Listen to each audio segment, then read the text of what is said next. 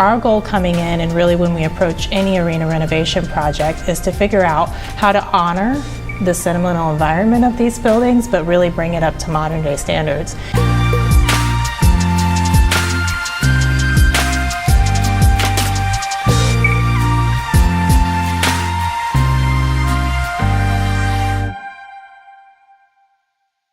Hi ALSD, we are here with Lindsey Peckinpaugh, Principal for Perkins+Will. And I think that first and foremost, the thing that we need to learn is Perkins+Will's role with the University of Dayton UD Arena project. So Lindsey, can you tell us about that? Sure, thanks Amanda. So we are actually sports designers on the project, working with Hastings and Chevetta, who are the architect of record. And Hastings had a wonderful relationship with the university coming into the project, and called us and elected to partner with us for the arena renovation. Wonderful. Okay, so Lindsey, you have, I think, a 30,000 foot overview that we want to hear about in terms of vision and objective. So you personally have been part of, I think, $500 million in facility projects, and you've also judged some facilities, so you know what's cutting edge, what's innovative. From a 30,000 foot overview, and not necessarily just about this project yet, we'll dive into that in a moment, but tell us what some of those innovations are, what's setting the industry bar, and again, not necessarily just from a premium perspective, but what is going to be innovative but also sustainable from your point of view moving forward. Yeah, so certainly our first impressions walking into UD Arena for the first time was that this facility is special. I mean, it really has a sentimental environment and a really strong fan base that is protective of that environment. And we are certainly seeing a trend around renovating facilities. This facility has been operational for decades now. And so our goal coming in, and really when we approach any arena renovation project, is to figure out how to honor the sentimental environment of these buildings, but really bring it up to modern day standards. And fan expectations, as you know, are rapidly evolving, and we have a challenge with just getting fans to the venues, especially younger fans. They're looking for more social opportunities, premium food and beverage offerings. So in the case of UD Arena, what we really looked to do is to offer new inventory in terms of premium environments, but also looked closely at the distribution of those.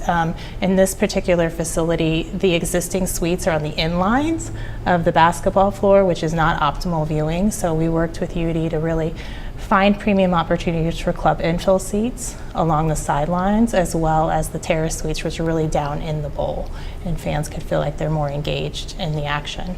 So that's really what we see the trends to be, is optimizing the space and looking for more social, interactive premium areas. Well, we agree, and I think our association is studying that now. What are some of those trends that are going to stand the test of time?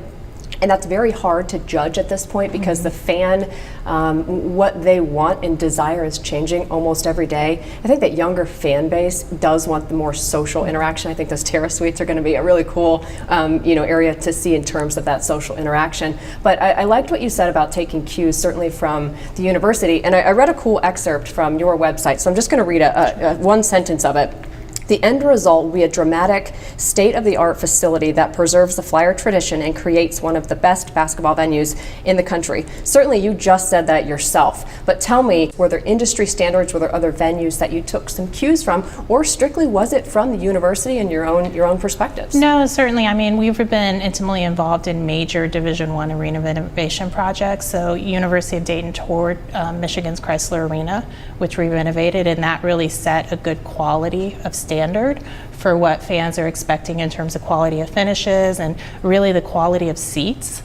UD's seats within their seating bowl were dated and some in disrepair. So just having them walk facilities. University of Richmond is another one that we recently renovated. So we're certainly taking cues and sort of building our kit of parts project to project. Coming into this arena renovation project, there were aspirational goals to enhance the fan amenities, but we also had significant facility goals and sort of deferred maintenance issues that we had to fix. Two of the biggest issues that we encountered during the design and renovation planning was the fact that the ADA seating in the facility was not only deficient in terms of the quantity of ADA seats, but also in the distribution of those ADA seats.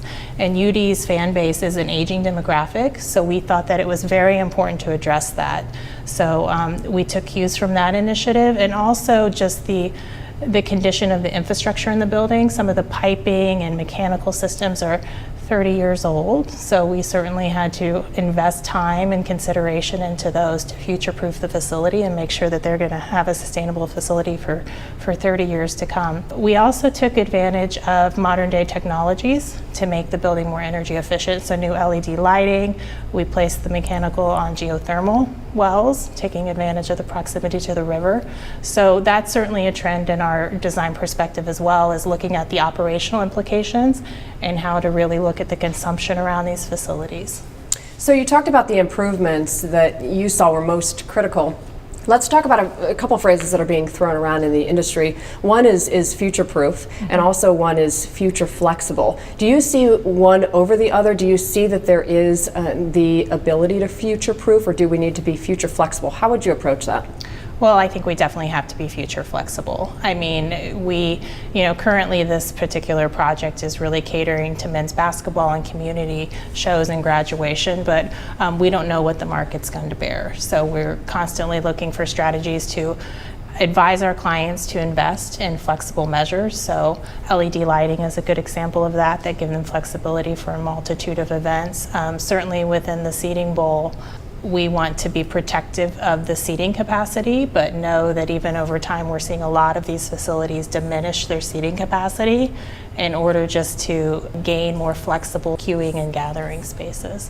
So I think it's really about setting our clients up for flexibility, because none of us have a crystal ball to know where the market's going to take us. No, you're absolutely right, but we do have to design for today. So I want to talk again, because our association is rooted in premium, and as much as you can explain or what you're most excited about on the premium levels, was there anything that you have an intimate focus on in terms of premium?